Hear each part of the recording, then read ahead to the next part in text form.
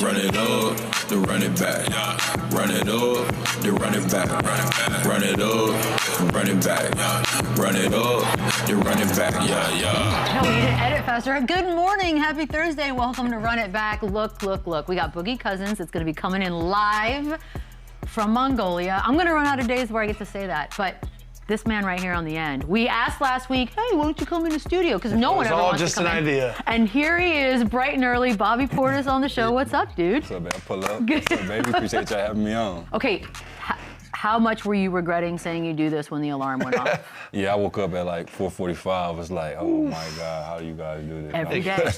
I don't know. How do we do it? We're morning people.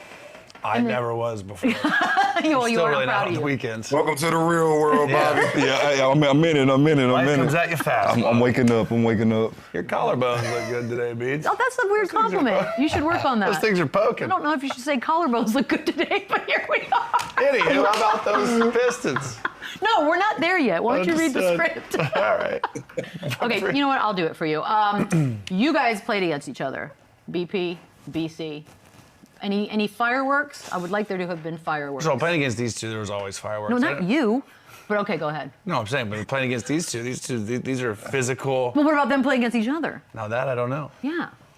Guys, I was young, man. I'm young. A competitive game. Yeah, It good. must have been competitive. Great competitive game. Technical fouls were given or no? Yeah. I remember one time when I was about 17, 18 at like a camp. Me and Boogie was going at it. I think I busted his lip on accident.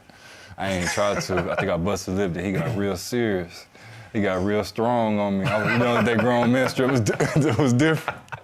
Oh, that's. Do you remember that book? Yeah.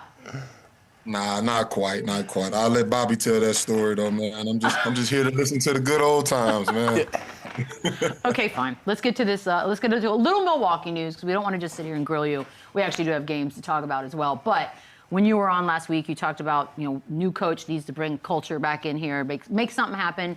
I know the team's met with Taylor Jenkins. There's a little name we haven't brought up in a minute. Is he the guy? Would he be a good fit? Me personally, I'm just kind of focused on myself right now. Obviously, there's been a whole lot with the team throughout the whole season, and a lot of turmoil, a lot of highs and lows, a lot of Giannis talk, a lot of Doc talk. You feel me? So finally having a chance where I'm 10 days just removed from the NBA season, so having a chance just to decompress, come hang out with you guys. I don't really know what the perfect coach looks like right now, but I'm just happy to just get a chance just to get away and just, breathe a little bit. I will say Taylor Jenkins, I feel like got a raw deal there at the end of sure. Memphis, and he is a coach that deserves another chance, whether that's in Milwaukee or not. But it's a dude that was in Memphis for 6 years, I think 4 playoff runs, like over 500 That was a weird winning firing. percentage. Like, this is a guy who dealt with a lot of distraction and drama in his time there. So I do think he's a guy that we'll see get another look. I think what helps the fact is that, obviously he was in Milwaukee before, with Coach Bud during the first stint of Coach Bud's, stint in Milwaukee. He was one of the assistant coaches on the roster. So I think that kind of relationship with Giannis and that relationship with John Horst kind of just, sit still with the franchise. So I think that kind of helps. Now, there's also a report that Giannis and Taylor Jenkins will meet with each other. Like, do you think hiring Jenkins, is enough to keep Giannis in a Bucks uniform? I don't know, to be honest. Obviously it's going to come down to him eventually. He got to make the decision whether he going to sign the Supermax or not sign a Supermax. I think I seen something where one of our team owners said that it's going to come down to signing the contract or whatever or not, but I guess it's going to be on them, bro. It's going to be a hard decision, though, especially when you're the best player, on the team in franchise history. Obviously, I know the team probably don't want to part ways with him for real. You know what I'm saying? Kind of hard to fathom that part in their eyes, but at the same time, it is a business. And when I was younger, I didn't really understand the business, but being 11 years in the league now, I totally get it. Just feels like after all the stories for the last couple of years, it would be crazy, but also it is Giannis. You're not just going to give him away for nothing. Well, hold on, because I think a lot of us have already sort of resigned ourselves to the fact that Giannis would be somewhere else next year, but then you see something like this and maybe there's some optimism. So 1 to 10, Taylor Jenkins, if this meeting goes well and it's perfect, 1 to 10 that Giannis stays in Milwaukee. 6'7". No, it's not 6'7". Here's the thing: they're not going to hire a coach. You're not going to hire a coach he wants just to not bring him back. Well, that's what I'm saying. Like, this feels like something, no? Well, it's like if they're going through Giannis for this process and then they hire the coach he wants and then he still gets traded, that'd be a weird process. But in fairness, didn't they already hire a coach that Giannis wanted? Multiple times. I think. Man, this is, Bobby, you're just kind of a spectator to the crazy. I'm a spectator. I'm just like you guys, man. I'm just waiting on the Shams report. Do you want to be a Spur? I just want to hoop, man. I mean, that's I hoop.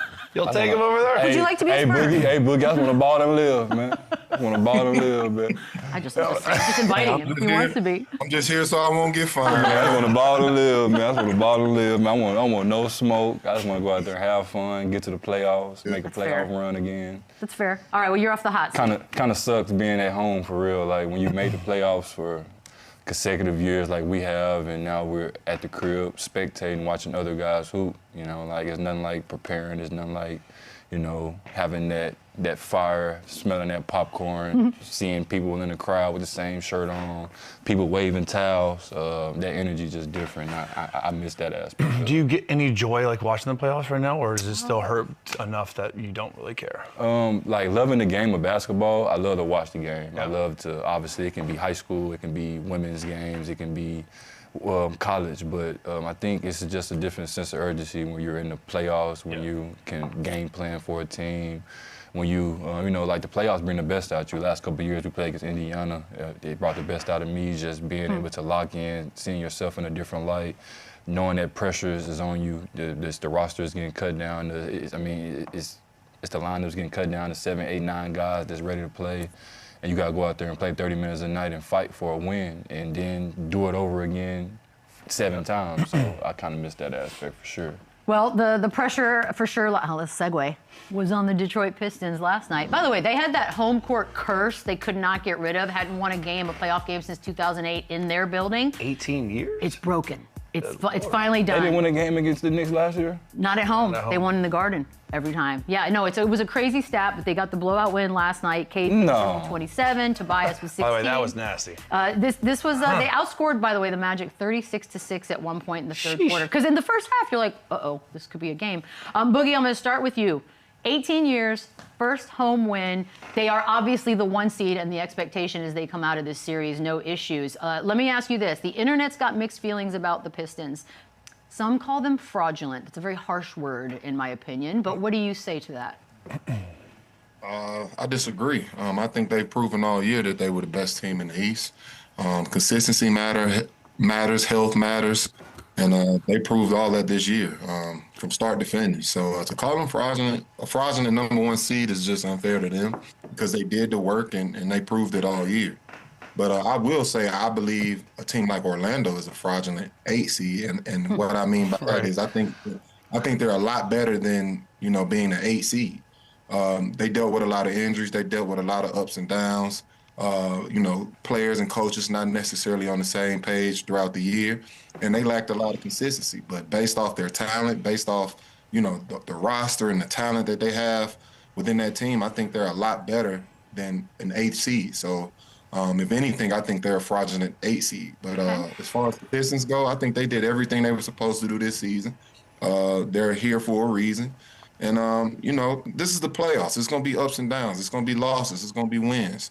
They're 2 games in, is 1-1. I mean, it's still a lot of life left in this series. So to base it off of 1 game, 1 loss, I think that's a bit extreme and you know, kind of jumping the gun. But they're absolutely here for a reason.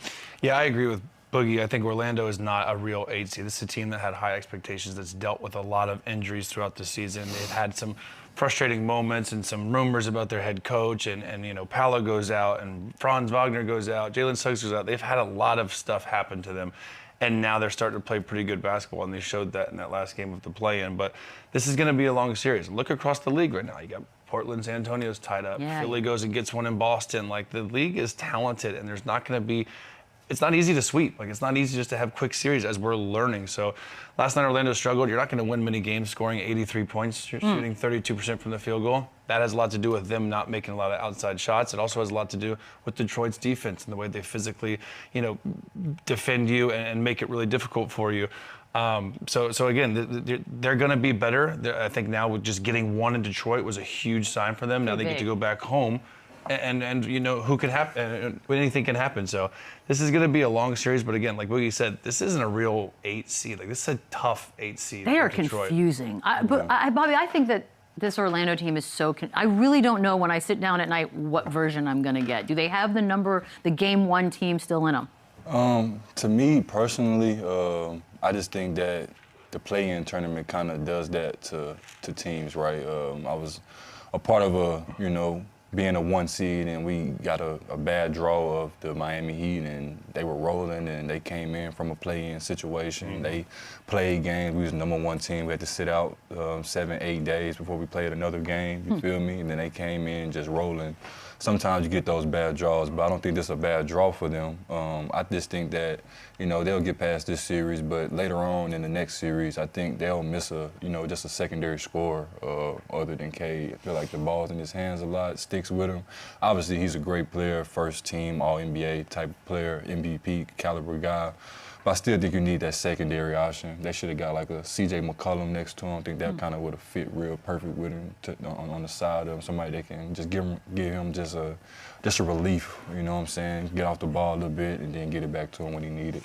Yeah, I think that's always going to be the question with Detroit, right? Like Cade Cunningham, we know how good he is. Jalen Duren, he's made this jump. He's probably going to be most improved player, but he's not the go and play through a guy. He's not that real second option. He's unbelievable. He's a man-child. He does a lot of things that this team needs.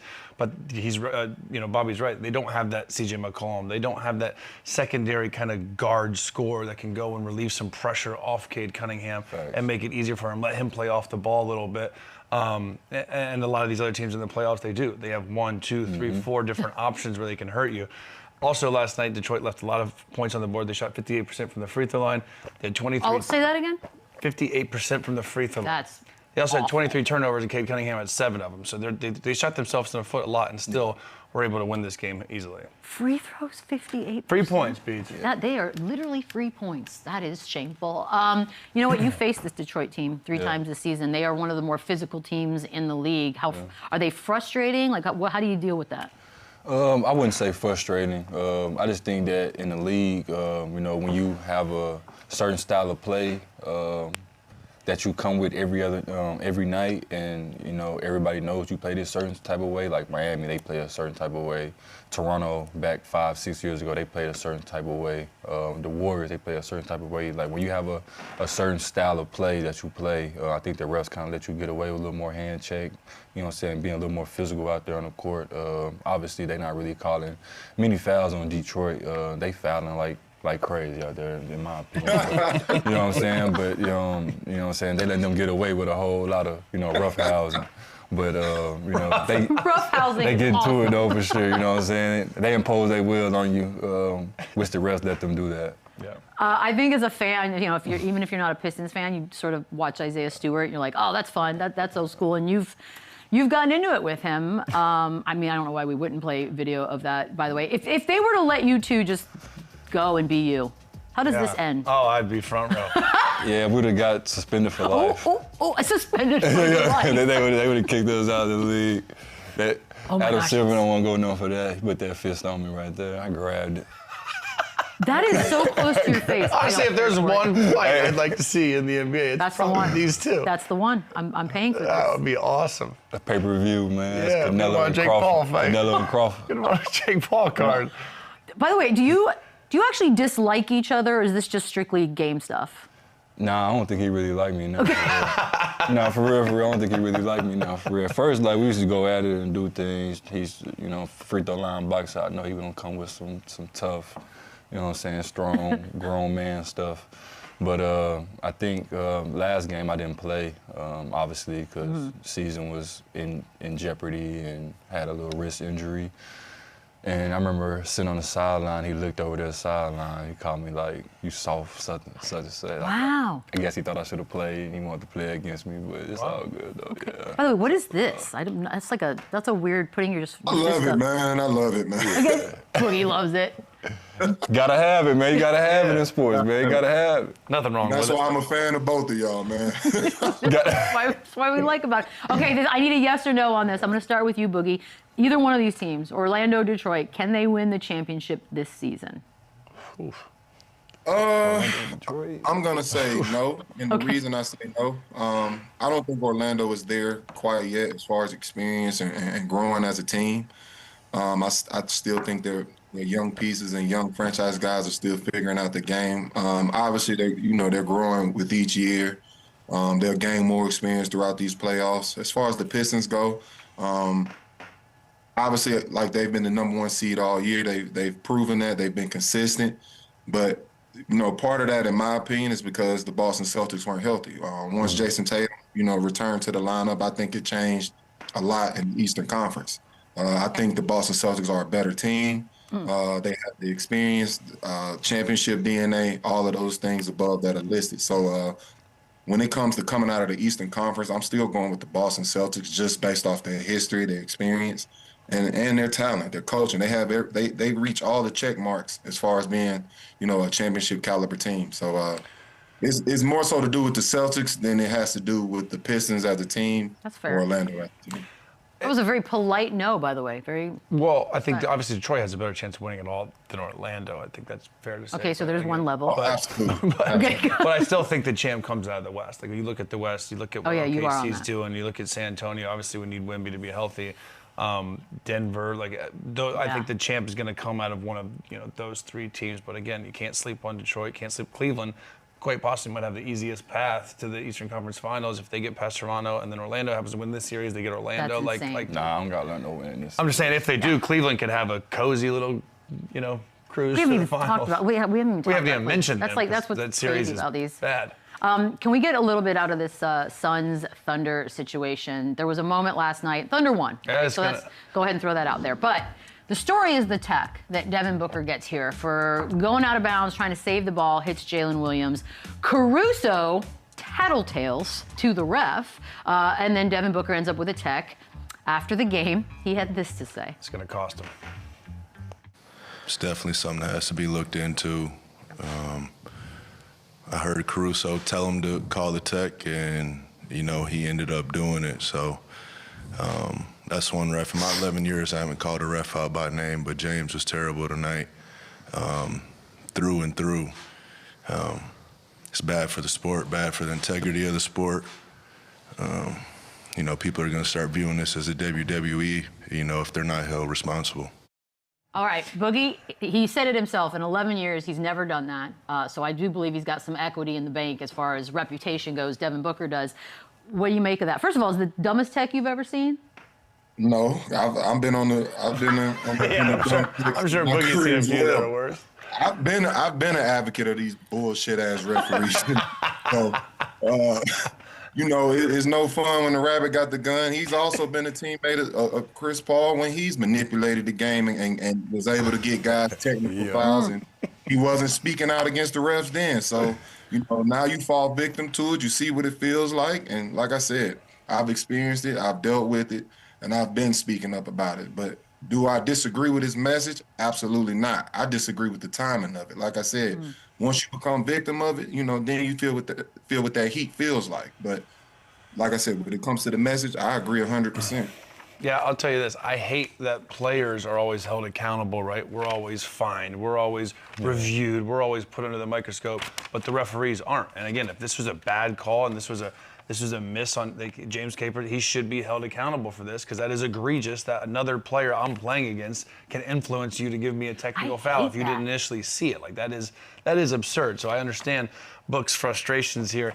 Now, professionally calling out a referee in the postseason by name is never going to be good, and I expect a fine probably coming for him. But he can I think afford it. he's okay with that, and this series is a long shot anyways, so let me at least go down swinging and say what I feel, and at least maybe now going in back home to Game 3, we get some momentum shift and we can get some respect and calls that we deserved.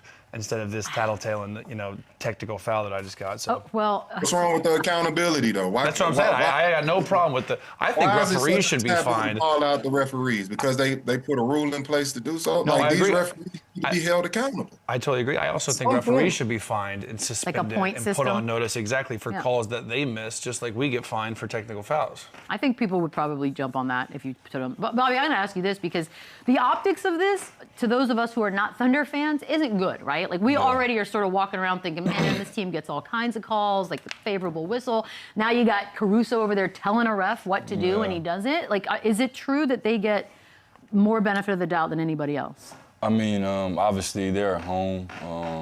Obviously the home team in the playoffs probably gets should get more of a whistle than the opposing team, but at the same time, I feel like the OKC does get a lot of whistles, especially Shea with he might come big shoulder you and then still get a foul, you feel me? But at the same time, you just gotta play through it. It's the playoffs. Nobody gonna feel sorry for you. You gotta go in and get a win, first to 4 wins. So I feel Devin Booker with his comments. It is low-key frustrating sometimes when players can dictate to the refs when they call things, especially when guys fall down, just lay down and hold their leg or say something, and then they go review it for a flagrant foul, and then those points are points that you can't make up, especially in tough games. You might be down 8 points, you get a technical foul, they put you down 9, that's a swing. So then you get the ball back and they make a bucket, you down 12, hit a 3, so that's a 3-4 point swing that guys can have. So I definitely I agree with his statement, but just the timing of it for sure. I don't think it's good. You just want consistency, right? Like you just want there was a play in the game where he got the review where he kind of just did a fadeaway and Caruso kind of came forward and he hit him in the face. Then the very next play, SGA comes down and an unnatural shooting motion kind of swings through and gets the whistle. It's like, I didn't even do it as egregious as he did, and I got my and-1 taken away. But then the very next play, SGA gets the same foul call by he doesn't shoot like this. That's not natural. And then he gets the whistle. So I think you just want to have consistency and to know how you can play that specific night and not having to change it play by play, because that was literally bang, bang plays, and there were 2 separate calls that were the same thing. You'd think it would have been easy. That's where I think it is consistency, though. This is the history of the league. This is the trend of the league. Every championship team always gets the benefit of the doubt. For real, though. I can take it back to when the Warriors were rolling the way they were. Draymond got away with all the moving screens and different things like that. When it goes to the Miami Heat, D-Wade was able to hand check way more than any other player on the floor. The Boston Celtics, they were able to, be as physical as they wanted to. This is the history of the league. And when you're a championship team, you earn the right to the whistle. It usually goes in your favor. So until the next team steps up and wins the championship, it's going to always be in favor of the former championship team. Yeah. Well, I don't like it. There, I'm on the record. I don't like it either, but that's the history of the league. That's the trend. Unless it's my team. All right, we're going to take a quick break from the Houston Rockets broadcasting. Ryan Hollins joins the show next. Run it back, run it up, run it back. Ryan Hollins throws a hammer down. I'm even crushing you if you get in the way. Oh, he's here. He's an analyst, but he's more importantly part of the Houston Rockets broadcasting team. Ryan Hollins, how you doing, buddy? What's going on, man? Yeah, thanks for the love with the highlight clip. Do you like that? Okay? I appreciate that. All that up, man. Well, I like that. Like, any notes? Would you like to add anything? Take anything out? Like, I think we should get better at that. No, that's love. That's right, love. Hey, when me and Boogie were in Sacramento, I done had too many of those highlights. So I got to roll with what I got there. It's fair. By the way, I'm glad you're here because I have missed it personally. The local broadcasts for these games, and I'm not even trying to be a hater. It's not against anyone. I just love the local broadcasts. How much are you just despising that? At least the first round. Man, I'm sick to my stomach. For those who don't know, man, the league paid a lot of money. They paid a lot of money for those rights. So, with all due respect, we do not have the ability to carry the first round. Space City Home Network, we are doing post-game coverage, but it's tough because we've seen our guys through the season, so we know the ins and outs and the details of what's going on. And I worked on the national side before, Bees, you know this. So, there's a lot of generalizing. You may not have the same amount of detail, but, we've seen our guys for the entire season. Ryan, the Rockets obviously came into the series as a favorite with Luka, Austin Reeves out. Then KD doesn't play game 1. Now they find themselves down 0-2 in the series. What do you think the main issue so far has been for this Rockets team? Man, Chandler, I think it's honestly been consistent in this group all year long. As much as we'd like to fight it, they got hot down the stretch. I think they won 8 in a row.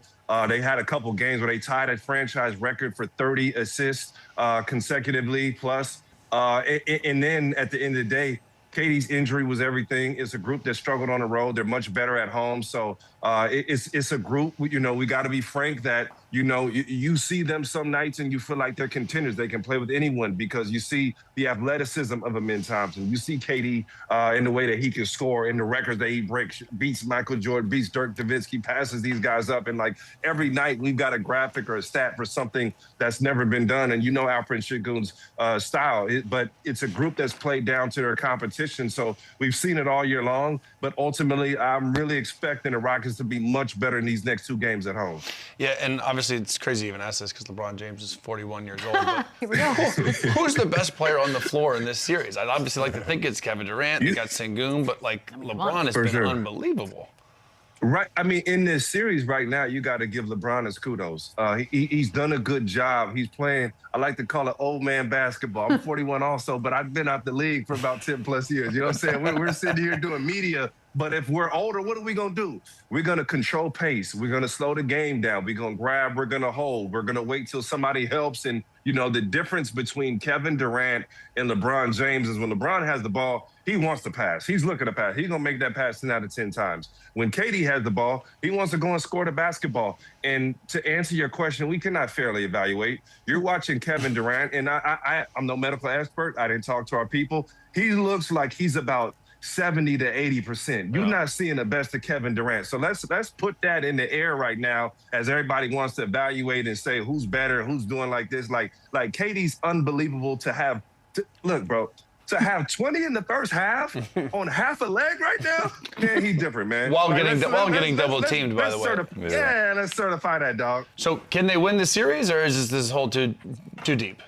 Can they come back? On, man. Like the series hasn't been done. It's only 2 games. Like LA, if you said what the Lakers do, they did what they're supposed to do. Now, obviously, with Luka and Reeves out, you say, man, this shifted completely towards the Rockets. But Kevin Durant is that instrumental to the Rockets that when he's injured and he's not the same, like that takes away. To this year, I think he was first or second in the team in minutes. So, like, when his minutes off the floor were a challenge for the group saying, hey, how do we play or manufacture offense or whatever when he's not there? And then people don't talk about it. Kevin's defensive statistics are crazy, too. He's like top of the league in help. Like, the year that he's had is phenomenal. So the criticism, let's say, Boogie, I heard you say it a few times, like this personal attack, like if you got a personal thing with Kevin Durant, keep it personal. Yeah. Don't take it over to basketball, man, because this man's been unbelievable for Houston this season. Also, he's missed 4 games this year, so to miss game 1, clearly he's not right. It was serious, yeah. He's not missing for nothing. By the way, talking about like panicking, and there are some fans out there that clearly have reached the panic stage already. No Van Vliet, no Steven Adams. Those are pretty big pieces to your roster, and yet there are calls out there already for, hey, maybe we make some changes in the front office. Maybe we make a change at coach. Like, what do you say to that? That's absolutely crazy. And again, here's the reality. When you see the talent of Amin Thompson, you see Alperen Şengün, you see KD, man, this team should be winning. They should be consistent. They should do all these things. You lost your glue. The glue guys are the guys that keep it together. When we were in Sacramento, Boogie Cousins was the all-star. Ryan Hollins was a little bit of glue trying to keep things together behind the scenes. You don't appreciate the glue, right? So I'm no Fred Van Vliet, but Fred does so many things. So before Fred came, Houston was probably last in the league in turnovers. When he came to the Rockets, they were first in the league in taking care of the basketball. Those things are vital. When things get a little out of hand or there's communication, let's simplify it. Let me say it one more time. When there's communication from the coaching staff in practice and film to the floor, the point guard minimizes the time that the staff or that the players can get the messages from the coaching. And some things you can't coach up right away. Okay, Alpe's not feeling it. Let me get him into the pick and roll, get him in the pocket where he's comfortable. Okay, Kevin's doing too much. Let me get Kevin off the ball. Run some away action for him. Run some pin downs, run some things. So, again, you got Reed and Amin and Alpe with the ball handling responsibilities, but these guys are still growing into their role. Now that you lose Fred, excuse me, I'm going crazy. Yeah, Big Steve-O, like that's everything. And for Steven Adams, let me explain, because I think a lot of people don't understand what Steven Adams does. Every team that Steven Adams has ever been on has led the NBA in rebounding.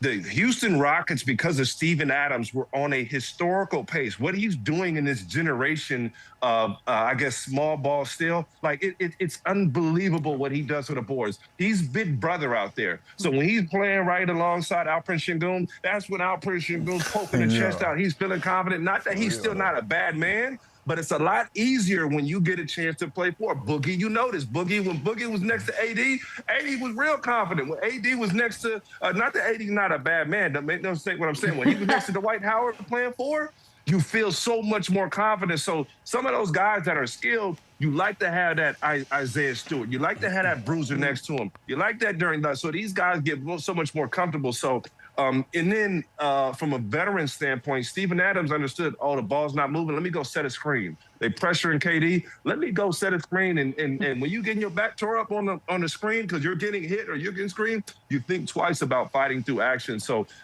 those two glue pieces are why you're seeing the inconsistency between them. So you can't, like I said earlier, you cannot fairly evaluate the front office. You cannot fairly evaluate Coach Ime Udoka, who's done an unbelievable job, and I'll tell you why if you want to know, without understanding how big those losses are. But Ryan, now on the flip side, a lot of people are saying that JJ Redick is out coaching Ime. Is that just because the adjustments or because the double or the scheme that he's providing, or is he out coaching him right now, or is it something else? Make no mistake. I love that you asked it. JJ's doing a hell of a job. I played with JJ over in LA with the Clippers. He's done the media thing. He's doing a heck of a job. And again, you know, what's the difference? He's got veterans over there. So when you have veterans, you put in a game plan, they can change things around. Why are they so great defensively? Shoot, you lost two non-defenders, two guys that you had to clean up for on the other side.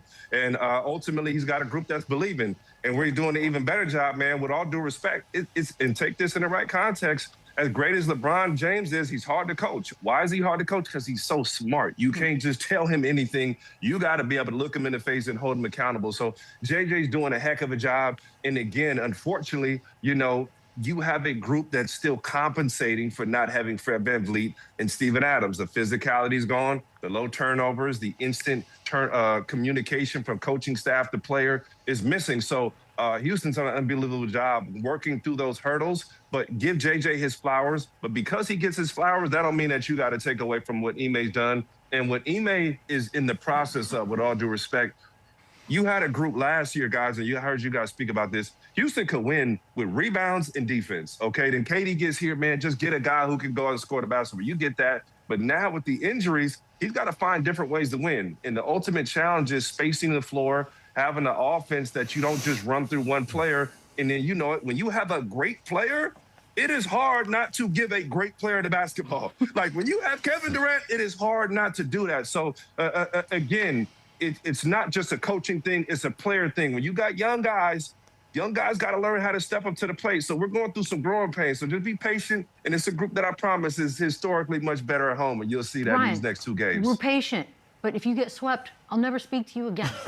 So that's all fair. I'm saying about that. Bees. Okay. That's fair, Bees. Okay, that's all I got. Bees, you got to explain the Wemby thing. We got to teach young fella how to fall, man. Dude, I know. Like a redwood. It's just, we'll get to him in 1 second. I do want to show a little clip of you and Ackerman and Craig Ackerman. There was earlier in the season. Physical violence should never be condoned. What's going on? He got punched in the face. Speaking of, what happened there, buddy? So, man, I lean and I'm celebrating. You know, we had a great play. We swung it to Reed Shepherd. And me and Craig, we go crazy. You don't always see it, but we on the floor right there. So I lean in. I'm thinking etiquette. He feels me leaning in. He goes to celebrate uppercuts. He knocks the headset off. And it felt as bad as it was. You know, we're professionals, so we kept it going. But, you know, you can see the positive play coming. And, you know, what's so tough, man? Craig Ackerman, I'm gonna call him out, man. He takes a lot of pride in punching me that day. You know, I'm sure Boogie would have let him punch me a few times in practice. You know what I'm saying? So it's just a part of. It's a good one. It's clean. Yo, Ryan, what's up, man? It's BP here, man. I got a question for you, bro. I'm gonna just change the speed. You know, we've been talking about the Rockets and the Lakers and all that, man. Back in 2019, man, you had a comment about my teammate Giannis. You called him overrated. Oh man. no! I just want to change the tempo. I just want to 7 change years the tempo. ago, Bobby. I just want to change the tempo up a little bit. You know, about 7 years ago, man, you called my teammate overrated, man. Do you still feel like he overrated, or you know, has he you know changed your opinion? Bobby, for one thing, man, huge fan of your game, brother. You know that, and I told you that, and even a bigger fan of Giannis's. So if I get a chance to address this, I would love to, man. When you work on First Take, you go behind the scenes and they give you an angle and you take the angle onto the show. So my statement wasn't to Giannis. It was to where they were putting him. And I didn't think that he was where he was going to be yet. And he's achieved all that and more. And when it comes down to Giannis Antetokounmpo, he's a throwback. He does a lot of the things that we grew up believing in that you don't always see in the NBA. He works hard. He's selfless. He takes care of his family. He dives on the floor. He likes to be out there. He want to be in the game. So I got nothing but respect for that brother, man, and I'm all in on him. But again, when you do that show, they're challenging you to say, pick an angle. So my statement of overrated was, you guys are putting him somewhere that he's not necessarily there yet, but I love his game. I know where he's going to be, and he plays the game the way that it's meant to be. It means something when he's on the floor. You see the passion, you see the work, you see how much work that he put in, getting better in the weight room. So here, I'll say it right now, about you. Giannis, please forgive me, my brother. My apologies are going out to you. I'm a big fan. You get a chance, get my number, we can break bread. But I always rock with you. You know what I'm saying? It was more so. First Take was saying, hey, is it Giannis or Harden? I, in my heart, felt like Harden was the MVP that year. You feel me? But in terms of Giannis, no, I love Giannis. But, you know, when they ask you to debate, I'm debating Will Kane and Max Kellerman and Stephen A. Smith. It's not at Giannis, but the show is pegged to do that. So, you know, Bobby, you know, look, share my never show some love. I'll rock with big fella, all right? I'll rock with him. I got a second question for you too, man. I know, you know, me and you both played for Hall of Fame coach Doc Rivers. Doc, one of my favorite people in the world, funny guy, man, got crazy stories. Do you have any, you know, stories, you know, funny stories about Doc Rivers, or, you know, personal relationship stories that you can share with us? No, 100%, man. You know, I think I got as much love as a player for Doc is disappointment, and I think that's, you know, goes around full circle, because at the end of the day, it is a business. Doc Rivers saved me from probably being out of the NBA or on the cusp of out the league. He gave me a role in Boston with Kevin and Paul and those guys that extended my career, and I got a chance to be a part of something. We didn't win a championship, but a lifetime. And like, Doc is such an unbelievable communicator and personality. When he came to LA, I didn't have the same success with Doc. You know, Doc pivoted. He saw the way the league was going. He didn't want a rim runner. He wanted a stretch five and Byron Mullins. So it was tough. He put me in another predicament, you know, the next time I played for him. But Doc Rivers is a guy who he will pick up the phone when you call. He will reach out. He's a great personality. And I think just giving him his kudos and his flowers, and I think it's just a different league now, man. It's tough. So as much as you can have some hate or disdain for Doc, you got to have some love for what he's put in, and again, what he's meant to the game. He's got his stripes, man. There's no challenge there. But I appreciate you. I just saw him when you guys came in town, man. Got a chance to sit there and talk to him. So much love for Doc. But I think he's by far, he's one of the greatest motivators I have, man. Or you know, or it's just he has a way of being practical with player stories. Ooh, I would say probably, I'll put it out there, and I think you guys know about it. The craziest Doc Rivers stories, I think, when he was there with us with the Clippers, and it was that trade deadline. And he looked at us and said, don't worry, guys. If you're on the plane, we good. We getting ready to leave. We getting ready to leave on the tarmac. And, boy, we like, hey, it's about, what time? It's about 12 o'clock, Doc. We said we was leaving at 12. That thing kept waiting and sitting, and you could hear a pin drop. Boys had a full sweat. You don't want to leave L.A. All right? L.A.'s popping, right? We don't want to leave L.A. And you was waiting, and you heard that call. Hey, Mully, come back here. Boom. Open the plane up. Got boys walking off the plane on the tarmac. No. Shout out my OG, Antoine Jameson. Hey, come back. I'm like, man, what happened? I said, God, it took me 14, 15 years to break bread with Twan after Twan was steaming, man. But I would say that was the toughest thing for Doc in LA was having the power that he had and coaching at the same time. So when you talking to coach, you're like, dang, he could give me a lot of money or get me up out of here in the same breath. And a lot of coaches still do have that favor, but I think that was probably the toughest thing because, you know, the business of basketball got in the way of the personalities and him being able to connect and coach. Not saying, well, it's the front office that's doing that. You know, he had that ultimate power at the end of the day. You know, so I think that was, you know, in all honesty, that was the toughest thing. And I think if Doc could do things again, maybe he would have delegated different. But again, it's hard when you're judge, jury, and executioner in those situations, and then you connecting with the players. So that was an interesting one, man. I never had an experience like that in the league. I got a crazy, funny Doc Rivers story that take 2 minutes, bro. Sunday, man, our last game, man. Similar to yours, man, except it's not trade deadline, bro. It's the end of the year. You feel me? Season's over. You feel me? We just chilling on the plane. We just lost to Philly. It's the last game of the year. Everybody know what happened. We're on the plane just chilling. You know, somehow our plane is messed up. Oh, no. So we can't take off. So we're on the plane sitting for 4 or 5 hours just waiting on the maintenance guy to come with this part from Atlanta. Obviously, we're flying Delta, and the hub Delta's hub is in Atlanta. So he has to fly from Atlanta all the way to Philly to help us get the one part we need. Doc Rivers walked up from the front. He walked up from the back, came up with the players was there. He said, y'all thought y'all was gonna get rid of me that fast. So, I got this plane messed up. I got this plane messed up. Yeah, boy, and then as soon as you landed, he was fired. And that was it. And we're done. Ryan, appreciate the time, man. We're gonna send you some dishes so we can fill up those cabinets behind you. Yeah, what's going on back there? We'll talk to you. Get some China. It's all right, we got you. We're gonna send them today. No, you don't explain it. No, you're squatting. We know. Y'all can't let me live for the bees. Bees, I owe you, bees. I owe you. I got you. Man, Joe, good luck. We just, don't fall on the face, big fella. Appreciate you guys. Don't Keep up get the good swept. Appreciate it, Ryan. We'll be back. Oh, I'm kind of excited about this one because we haven't really asked Boogie about this, and Bobby's here, so we're going to get his opinion as well. But it was not that long ago that Nick Wright said LeBron is a top 10 player in the postseason. Now, postseason is the underlying part of that. Chandler said, you said he's top 10 in the league. Right now, postseason, LeBron, is he top 10, Boogie? I would say yes. And, I'm beyond looking at, numbers and high scoring, points per game. It's about the impact you have on the game, the way you can manipulate the game, the way you can make guys around you better, and also being on the defensive end and making an impact. So I think that's something that Bron has proven time and time again. At this point in the season, he always takes his game to a whole nother level. So I absolutely agree he's a top 10 player postseason. Yeah. Without a doubt. It's just the versatility that he has still at this age, the no role too small. He can still be aggressive. He can still score. What in the world is happening there? I don't know.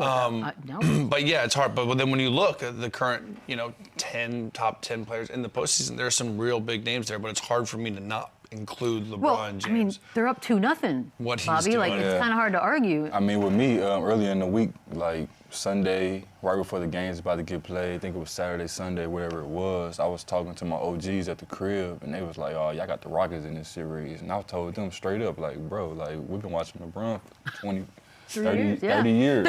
You know what I'm saying? Like it. You know what I'm saying? Like, have you guys not got the picture yet? You know what I'm saying? Like, especially against certain teams that's, especially like he just imposes will on you and then makes you game plan for them a little different. Obviously, I feel like, you know what I'm saying, Houston is a younger team. They don't really probably have the experience factor of playing against a LeBron in the playoffs and what he can do. But for me personally, he might be top 5 right now. It's why top 10? kind of hard to argue, all things considered. But I'm going to put this full screen up because if we're doing this, right, we're taking all the good ones, the good guys in the playoffs. This is the list. This is 11 people, I believe, yeah. So you got to take a couple off to put LeBron on. No problem. I got to go no Jokic. problem. Yeah, got to go Jokic, though. Jokic on my list. Think about the top. Well, hold on, who are we taking off? All NBA this year is what? Is Jokic, Wemby, SGA, Brown, and Cade. So let's say those top 5. That's all. Okay. That's first team All NBA. Okay. Who's first team on NBA? I would say it's Cade, Brown, Wemby, Jokic, SGA. Okay. Those 5 can stay. Anybody else? I'm putting LeBron James next. So you're taking Don. Okay. Are we all in agreement? Is that Boogie? In the playoffs right now? Currently, you right take now. Brunson off. You're taking. Wait, where's Luka? I'm taking Brunson off, and I'm taking Tatum off. I take Tatum off based off where he is health-wise as of right now. If he's 100% healthy, this isn't even a conversation he's a part of. He's But he's not. without a doubt a top 10 player in the league. And when it comes to Brunson, I think what he brings to the game outside of scoring is limited. I mean, he's a great scorer. He's the go-to scorer for this Knicks team. But if he isn't scoring at a high clip, his impact isn't quite the same. And based off the past 2 games of the postseason so far, he's shooting around 39% from the field, and that's not quite top 10 to me, especially if you're the go-to scorer on your respective team. So that's an easy decision for me. I got him being top 5. I like. Right. Dang. I like Bron, SGA, Jokic, Ant-Man, Wemby. It's like Cade Cunningham. Hard to argue. Cade Cunningham, Ant-Man. It's hard to take 2 off. I mean, that is I like him top 5. I can currently right now. And Luka will come back at some point, probably. Like I said, right now, currently 2 games in the playoffs. Today, yeah. I got to be in top 5. I could comfortably take off Tatum, Brunson, Mitchell, and Maxey. Okay, we only need 2, buddy. LeBron. I'm just saying, we're talking LeBron James. What are we doing? Like, I have no problem taking off half those guys for the I love Donovan Mitchell in the postseason. Love them all. No knock to any of these guys.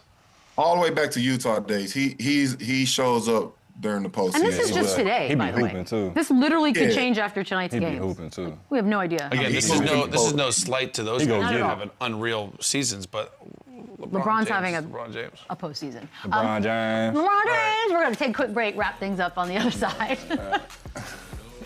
You know what else I'd like to find? Run it up, run it back. The Warriors they're in limbo, right? We don't really know what's going to happen with Steve Kerr yet, but there are already reports that Andre Iguodala maybe could replace Steve Kerr. Boogie, I'm going to start with you. When you hear that, what do you think? I think everything runs its course. And I do think it's time. And that's no knock to Steve. He's a legendary Hall of Fame coach. He's had an incredible career, from being a player to coaching to, front office to media. He's had an incredible career, but every road comes to an end eventually. So as far as the future of the Warriors and developing young talent and just moving on with the franchise, I do believe it's time. But like I said, that's no knock to Steve. It's just time. By the way, is it me or is it wild that Mike Brown is on this list at all? I mean, he's currently employed. Like, why? Because they know if the Hawks win that series, he's going to be available. Man. Would Iggy be a good coach? Again, I think playing against him and knowing his knowledge for the game and his work ethic and what he's about, sure. Now, have I ever seen him coach? Have I ever seen him in that situation? No, but we never saw J.J. Redick either. Exactly, and you see what kind of coach J.J. Redick is kind of turning into. So, again, a player like that who's lived the life that we've lived, that has been there, who has the respect of players, who's got personality, I would have no problem with that. I just don't know him personally enough. Does he even want to? This feels like a why not to me, Bobby. Why not? Yeah. I heard that clip in the finals. There, the experience is there. Who we do that to in the finals? Who was that? I don't know. Remember? Andrew Wiggins. Is that what He he said? said? Wiggins, come over here. And then he's teaching Maybe he him? would be a good coach. You know what? I'm sold. Y'all Sold remember based that? on that. Yeah. Bobby will be back tomorrow. Boogie, good luck. We'll see y'all. By the way, did he come out and say he